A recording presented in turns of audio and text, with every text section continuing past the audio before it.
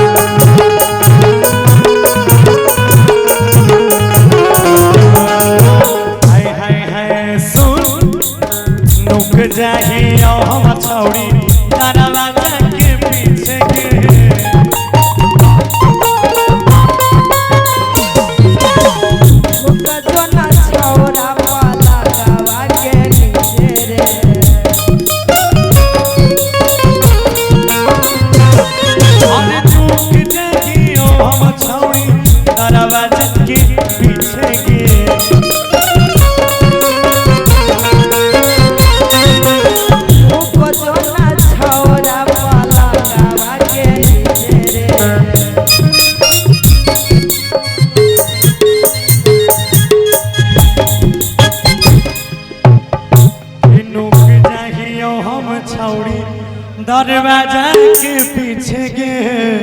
ओइ जानू के भी तो पकड़ लेतो तो कहन जानै छी न कुंदन भैया हमर केहन गोसेदार छै। अच्छा पकड़ तो मुंह कान फोड़ देतो काल चिन्हनो नहीं भी गौरव ठाकुर छै के छै जिया के मामा टकला तनु भेजी कोला बोल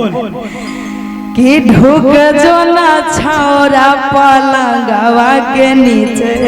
रे सुन कि गौरव अरे बादल के कुटतो तुहरा भैया गे पकड़े भी तो कुटबे करतो कि लाल बाबू के करे बचे के उपैया गे हम ने बचे गुपैयार करबो कर देना नुकाई जो जाके कर दे कि छौरा रे भाग भाग जाग गेलो भैया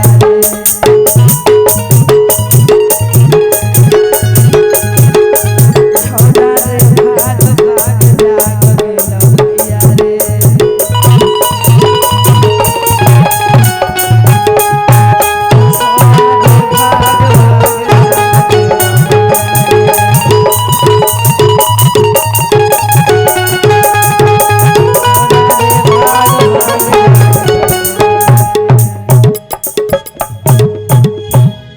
क्या बात